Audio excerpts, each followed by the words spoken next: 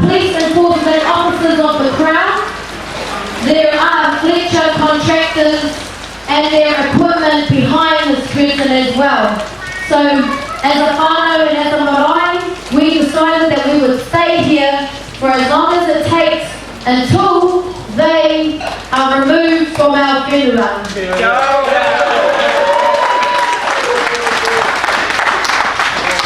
They had the cheek to tell us to be respectful to the whenua and be respectful to our kaumatua. The cheek of them. We know what koitakitanga looks like, and we know what how to exercise koitakitanga on our own whenua. And it's disrespectful to our kaumatua and our kuia for them to continue this rangatahi versus rangatira narrative. Because as you can see, as a whanau, we have been making decisions using 5 generations of whanau from our marae, and they are the ones who make the decisions for our whenua and what happens here currently. So we are going back to engage with the government. We took up their invitation to engage, and we are there in good faith, and we hope that they can show the same respect and engage with us in the same manner. So our kōrero continues next week. They are rushing us, but we're putting a taihua on it because our whānau make up the decisions. We're not going to be backed into a corner and be forced to make these decisions. We are accountable. Those of us who are nominated to speak on our marai's behalf and our whānau's behalf are always accountable to our marae and to our marae whānau and our papakainga. Those kōrero will continue next week. We have a firm stance and a key message. Ki Tāwhiao, he prophesies, te riro whenua atu, me hoki whenua mai. That is our stance. This whenua was stolen in 1863. It was stolen again in 2016 when the whenua was sold to Fletcher Building Limited, a transnational corporation. It was our understanding that this whenua was supposed to become part of the Ihumatao Stonefields Historic Reserve, which is currently under an application with UNESCO to become a World Heritage Site. You can never imagine a housing development with 500 multi-million-dollar homes being built on the edge of the Wāhi Tapu, an archaeological site such as Stonehenge. So why on earth would they do that here in Aotearoa? The injustice that has occurred here at Ihumatao has brought our people together from all walks of life, from all over the world. And it is the whenua that unifies us. And this take, e hara tēnei te take motuhake. It is not an independent issue, a standalone issue. He take tēnei mo te whenua, this is a land issue. It's a feminist issue. And that this is Papa Tuanuku, our Earth Mother. And it is wahine who are leading this campaign. And this is an issue against environmental degradation. And that if this housing development goes ahead, it will pollute our awa, pollute our whenua, pollute our ana powhiri that our whaia spoke about. And it will suffocate the oldest continuously occupied papakainga in Tāmaki Makaurau, known as Puke Tāpapa Ihumatao. This is a take about our tangata whenua rights, Indigenous rights, because the Heritage Places Act that is supposed to protect our whenua, only on the National Register of sites of significance that are protected under through Heritage New Zealand, only 10% of those sites are Wāhi Tapu. 90% of those are colonial built heritage. That shows the disregard that this government has for Wāhi Tapu and sites of significance to Māori. Furthermore, when you look closer at that National Register, you'll find that there's only 183 Wāhi Tapu listed on their sites, and many of those include our marae. you'll see 600 plus churches registered on there, and you'll see thousands of European colonial built heritage on that national register. That's racism, whanau, in simple terms. It's racism. So if we don't stand for justice here in Ihumatao, how can we stand for justice across the motu? Especially when we see these issues around oranga tamariki, mental health, these land issues.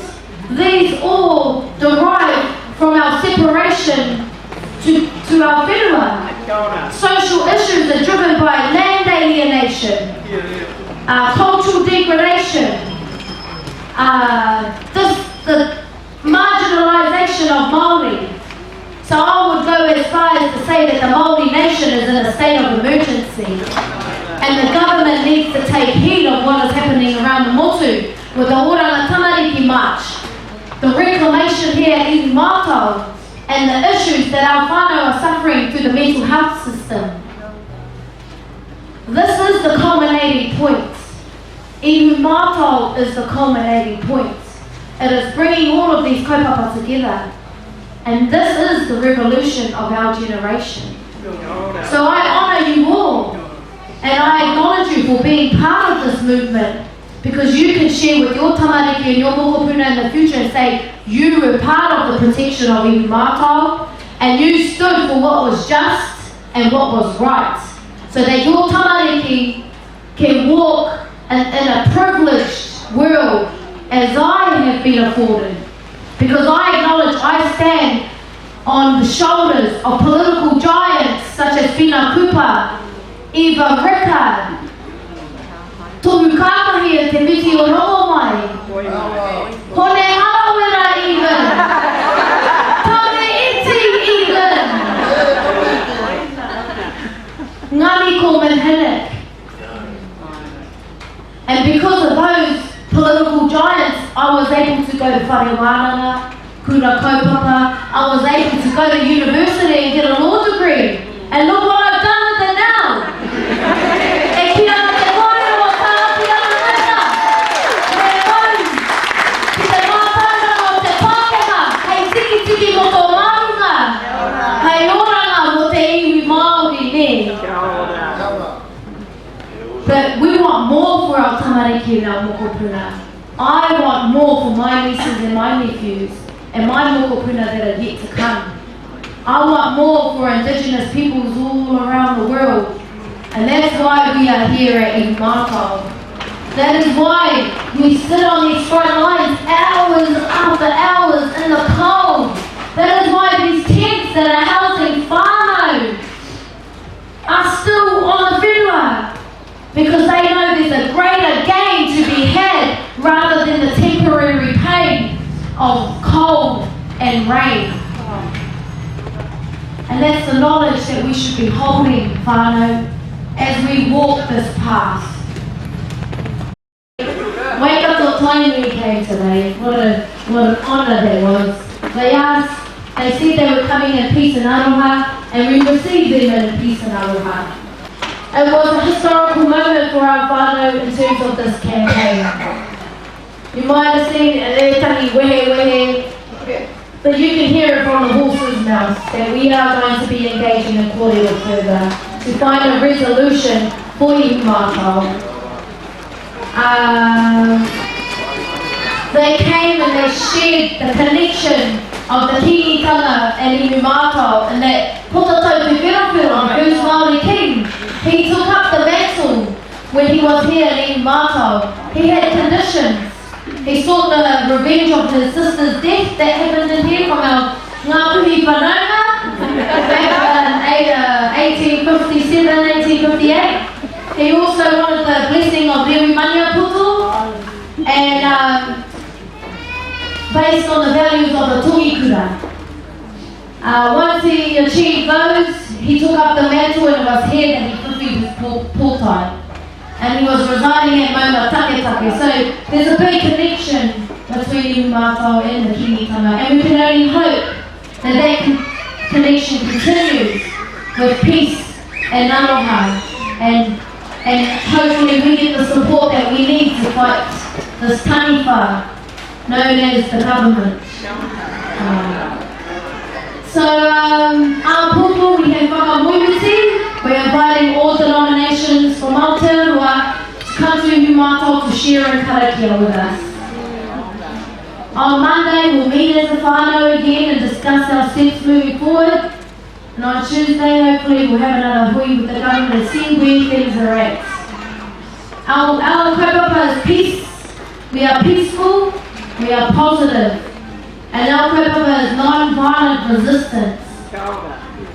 We have long enough been passive. It's now time to be proactive. So we'll allow the Crown's agents to hang around for a little while. We'll be peaceful, but there will be a time that will come. If Te Tiriti isn't honoured, if whakaputanga isn't honoured, and the call of Ihumatao isn't honoured. But only time will tell.